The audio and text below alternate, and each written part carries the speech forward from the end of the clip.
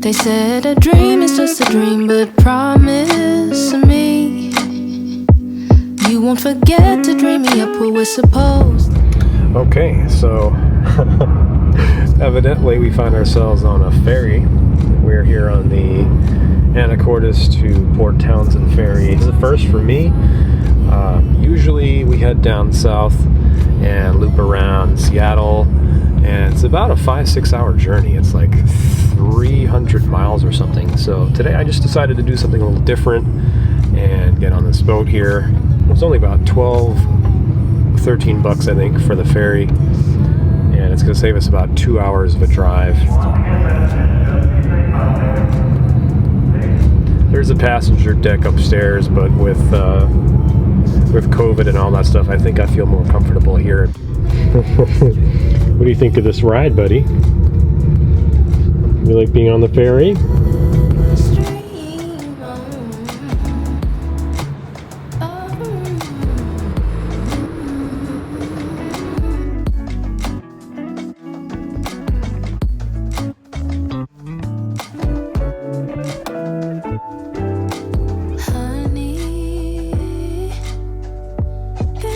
So out of reach, but tell me you won't get lost out there. Okay, so we made it to Port Townsend, and we made our first successful trip on a Washington State Ferry. It was a little bumpier than I expected, but for 12 bucks, and I don't know what that was, like an hour and a half, and now we're here already on the peninsula, cutting our trip down by 2 hours. I think that was a pretty straight deal, and I would definitely do it again. It is starting to get pretty late.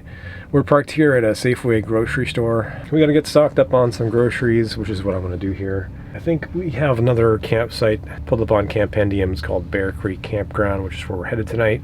It's another 2 hour drive, and I'm not sure if I'm going to try and make it there tonight. I might actually do some stealth camping here in Port Angeles. I've already seen a side street here with some other RVs right around the corner from the Safeway, so I'm debating maybe spending the night here and starting fresh in the morning. I've got the Reflectix up. I like to put that stuff up so that nobody worries about a dog being left behind in an RV. I know that's an issue for some people. They see a pet in a vehicle and they think he's being abused or whatever, so I usually put the covers up for that. And number two, I've got a lot of camera gear that I don't really need people seeing into, so it's for privacy as well, and to deter any would-be thieves while I go shopping. That's pretty much what I do. So I'm gonna head in the store right now, pick up some supplies. I'm gonna feed Kirby, and we're gonna see what we do next.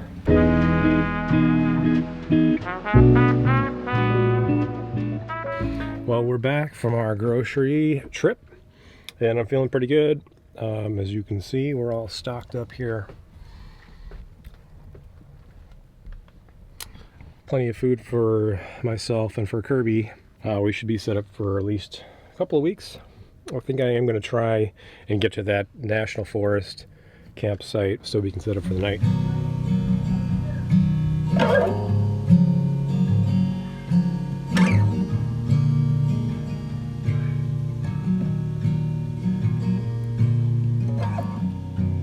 Don't know me by you.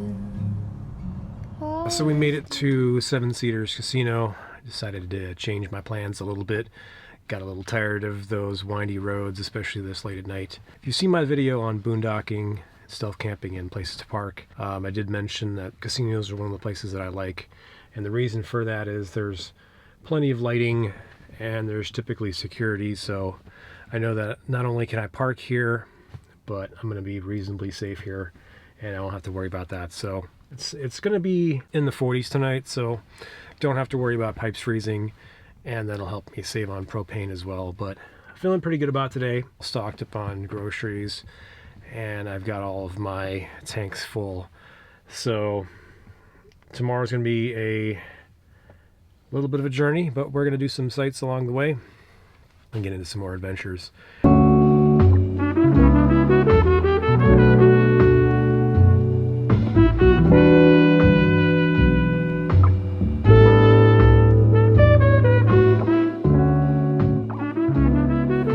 Did you have a good night's sleep, buddy? Yeah? Dog is so freaking cute. Every time I get up, he steals my spot. I think he likes how warm it is. Time to make the coffee.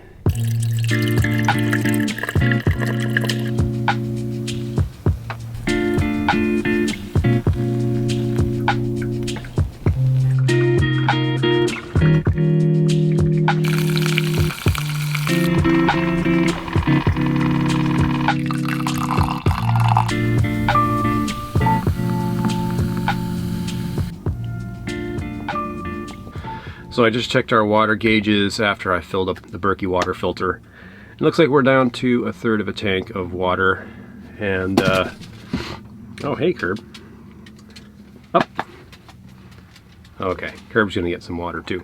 I was gonna make a whole video about how to find water to fill up your RV or van.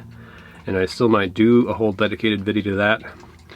But I figured, why don't I just share my tips with you right now? I'll give you my favorite ways to find water.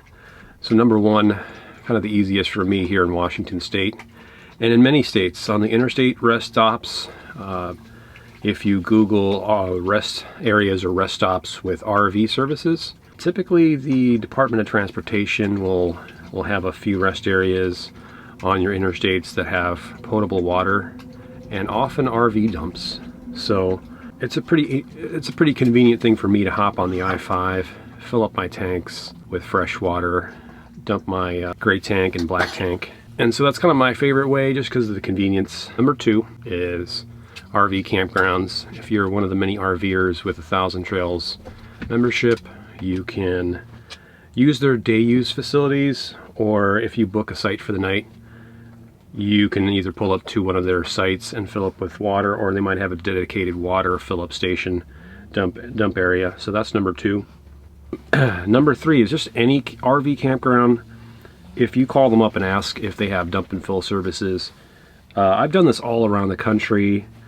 Call any campground and ask them if they have these fill services. Usually it runs, in my experience, from $8 to $12. Definitely don't pay more than that. And in a pinch, you can always rent a site for the night and fill up that way. My fourth tip is state parks and national parks. In a lot of states, they do have RV fill-up services. In fact, that's probably what we're going to do today, is we're going to find a state park campground and fill up our water there. So tip number 5 is, if you don't have a gravity fill water system, if your pumps are pressurized like mine, what I do is I buy a small electric pump, and I find these artesian water fill-up stations, or if you go to grocery stores like Safeway or Home Depot sometimes has these. Any place that has glacier water or water fill-up, grocery stores are kind of my favorite for this. I have a 5-gallon potable water jug that I bought at Target. I think you can get them at Walmart as well. And I fill that thing up, and I have about a 30-gallon water tank. So this is probably my least favorite way to do it, but it works in a pinch. You can spend about 35 cents a gallon, I think, at these water fill-up places. Fill up your jug and then pump it into your tank that way. And it does take a bit of time, and usually takes me about anywhere from 20 minutes to an hour. And I'll just pull over, find one of these places, and get to work. I'll list all the stuff that I use in the description below, but like I said, you need a small pump that costs about 60-70 bucks on Amazon. You need a fresh water hose. I like the 0G 10-foot hose, and you'll need another hose that goes into the jug. But that really helps in a pinch, and this method has gotten me out of a lot of jams out there. So those are my 6 tips. I think that's how many I had. Hope you found that helpful, and good luck out there.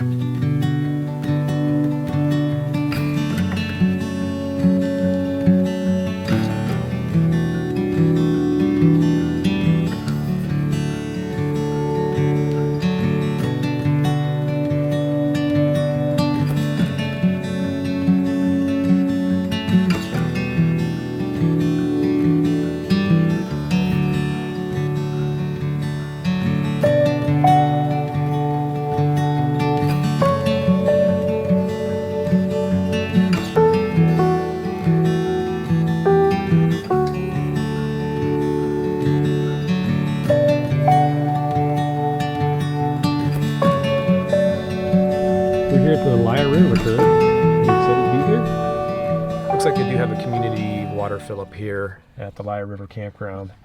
So we're going to fill up real quick, and then we're going to pick out a site. There is a Discover Pass here required at all Washington State campgrounds. I think it's only like $35 a year, something like that. Maybe only $25. Definitely worth it if you're here stopping through the state.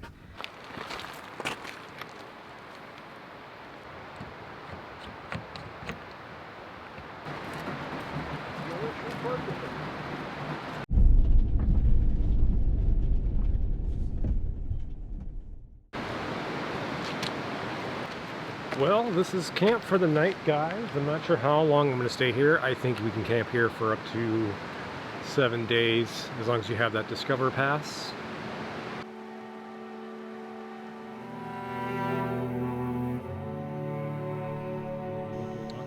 The nuances of full-time van life often get lost in the age of social media, clickbait headlines, and attention-grabbing thumbnails.